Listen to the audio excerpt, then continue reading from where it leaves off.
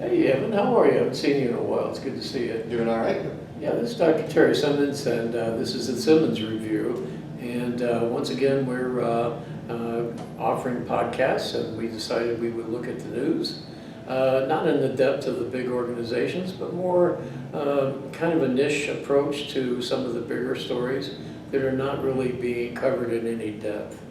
And I know that you have experience on one of the stories I'm really interested in is covering the immigration issue in Europe, because that's getting out of hand already and its potential to become a dangerous situation. And I want to really lock in on the Chinese stock market, because that's been a roller coaster ride, and it's not over. So let's tackle the Chinese thing first. Yeah, absolutely. I guess start out, like I said, I'm a little out of my depth when it comes to markets, but I do have some, I think just looking at it within a larger context, and if you sort of back away from the sort of financial minutiae of the issue, and what are the larger implications, I think this story, what it really does, is to illustrate how interconnected global markets are, and how the world has shrunk to sort of the old idea of the nation state, a self-contained nation state with a self-contained political system and a self-contained market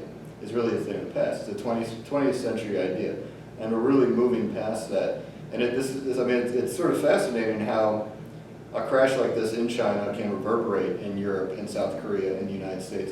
It shows the interconnectedness. I think that's really sort of, obviously there's more specific implications of this, but so just from a broader geopolitical context, I think this is what it's showing us. You know, I talk to my students, I teach at the university level political science, and of course we're always into what's happening in the world, and this is a big story because it has implications for modernization, globalization, also trends.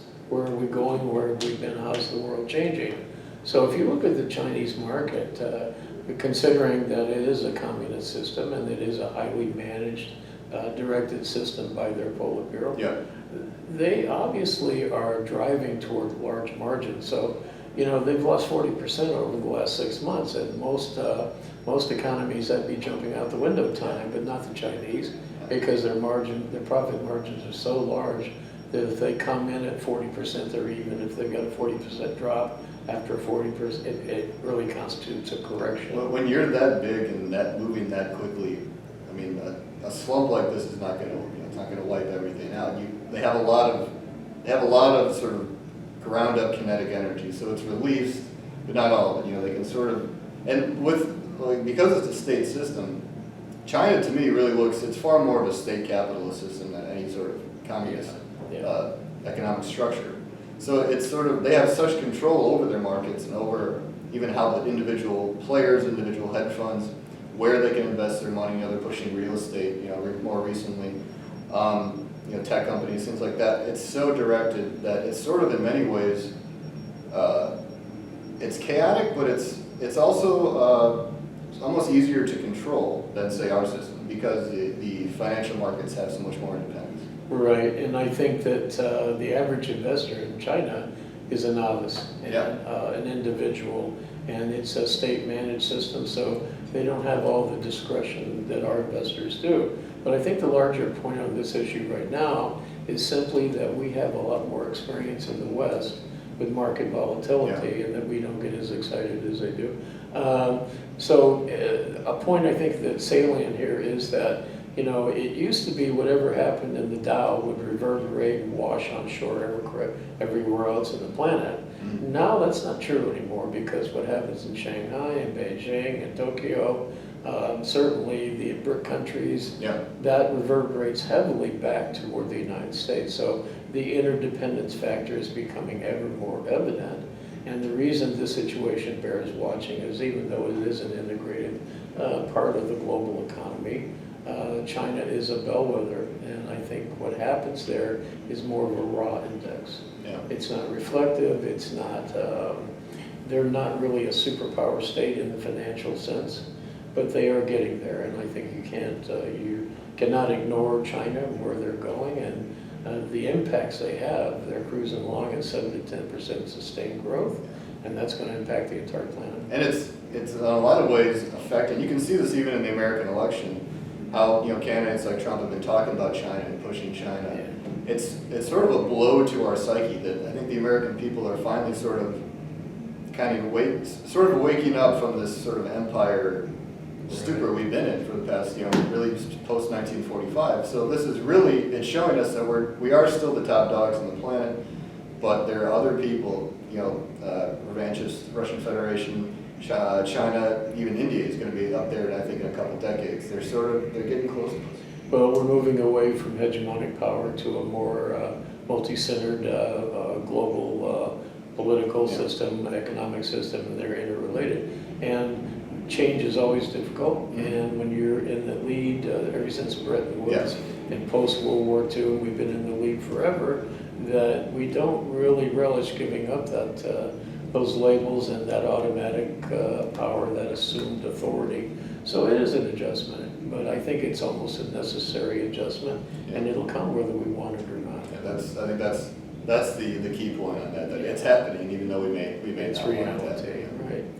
So, this is interesting stuff, and we can talk about this forever, and I'm sure we'll revisit this. But let's move to the migration issue in Europe. That's pretty scary. This is really, really fascinating, and it's moving so quickly. It seems like every day, well, just today, I mean, the migrants coming over in Hungary at the train stations. And the Hungarian president, I think at the heart of this story is really Europe's reaction. We all understand the causes of the Syrian civil war, unrest in the Middle East. I mean, the Middle East is essentially becoming uninhabitable. That's what's happening. So where else? That's a good point. Where else are these people going to go? There was a fascinating article at the BBC today, basically raising the question: why aren't these people going to the Arab Gulf states?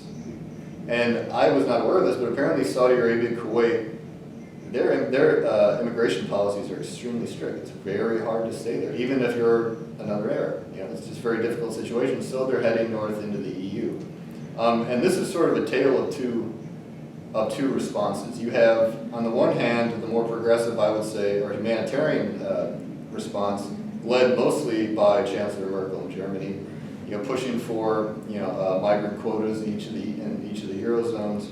So you sort of have Germany, France, and Italy on the side of let's bring these people in. It's our humanitarian responsibility to do everything we have. On the other side of that, interestingly enough, you have the Hungarian President Viktor. His last name escapes me right now, but he has basically come out and said, look, and he's brought it to religion. Europe is a Christian-based society, the EU, and we have a lot of Muslim immigrants coming into this sort of scaremongering that way. Along with him, though not nearly to that extreme, is David Cameron in Great Britain, who's been very edgy, which I would say almost reasonably so, with the sort of fears Britain has had to deal with, with East Indian terrorism, East Indian immigration from Muslim countries. So. Well, what really hit me today personally was a picture of the 3-year-old boy washed up on the shore. Syrian boy, And that reverberated around the globe because I've got legs very quickly. And that's the type of symbol that challenges us in the West and in our Christian-based countries. Mm-hmm. And are you Christian? Are you going to take care of this? Are you just going to watch it happen? Yeah. It's right in our face, and you can't walk away from it. On the other hand, we've been fighting Al-Qaeda, now ISIS, and so we have genuine concerns in the West. ISIS is recruiting our youth, infiltration plans. I mean, look at the attacks in the United States, and on and on and on. So this is not a simplistic picture. It's very difficult, and I applaud Angela Merkel for her humanity. If you look at her past, she had a very tough she was an Eastern physicist raised in the communist system. Mm-hmm. She has great empathy. But it is a management problem. Exactly. More than anything else, it's less ideological and more to management because you have finite resources. And you have, of course, the fear of the who are you from the Middle East? Why aren't you solving your own problems in your own countries? And as you alluded to earlier, there aren't any solutions in their countries. The Arab Spring did not work for a lot of countries, so I think we are reaping the whirlwind on a failed Arab Spring phenomenon. It's a question of how do you balance values and how do you balance just what's a pragmatic solution? The sort of quote unquote nativist fears among white Anglo-Saxon Europeans, then in a lot of ways they're not completely unfounded. You know, there can be, you know, genuine fears of a sort of invasion, if you will, from the South. And these are third world people coming into a first world environment. And that culture clash is significant and can't be just dismissed out of it. Well, the humanity issue is always going to be with us all Yeah. over the world. It's particularly in focus right now because of the starkness of Syria. Yeah. And when you have the two majors, the United States and the Russian Federation, using Syria as a contestation area, similar to the Cold War. And now if you add in Ukraine and the rest of it, it makes it particularly volatile. But you and I, if you and I are watching the evening news together and we see that terrible picture of a 3-year-old laying on the beach dead, that's not something we're going to be able to sweep under the carpet. And so I think that imagery is powerful, and whoever got that shot really knew what they were doing. It kind of goes back, I mean, you see a lot of world leaders retweeting that picture. It's sort of just like the Arab Spring kind of showed us the power of social media, the ways Facebook and Twitter can sort of egg on a revolution, or at least help facilitate it. Just even a picture of a terribly, terribly tragic picture of a young boy, you know, dead, washed up on a beach, you know, that flies around the internet, and immediately it's real. You know, it's not only, you know, this is hypothetically happening. This is it's not an abstract or a politicized. They're not just numbers; they're people. So that's really, I think, there's a lot of lessons to be taken from this crisis, and we'll have to keep watching it very closely. But it's going to be transformative for Europe. So let me ask you. You know, you and I have done a lot of this together, and we're getting used to discussions. And what should we be doing at the Simmons Review? Looking at these kind of issues, should we go into more depth? Should we get a broader base? What do you think our viewers are looking for? Well, I mean, we have, I would say, fairly in-depth op-ed papers that I've written, that you've written. A lot of really, really talented writers and good academics have provided for us. So that gets sort of into the deeper, heavy research stuff. It digs deep into these issues. I think a conversation like this one is sort of, you know, talking through an issue. I think what you generally don't see on the evening news, or especially cable news, is you don't see conversations. You see two people yelling at each other, or, you know, some to varying levels. But I think a conversation about these issues, I think it adds to your and I understanding of the issue, and hopefully our viewers will feel the same way. Because we're about education, we're about understanding, creating peace in our own way, and I think that we will continue this activity. Yeah, absolutely. And I'm hoping we get some positive feedback from our viewers. We'd like to hear from all of you, as many as possible. How are we doing? What do you want to hear about? What can we do to improve this? Absolutely. Thanks, Terry. Thank you. Good to talk to you again.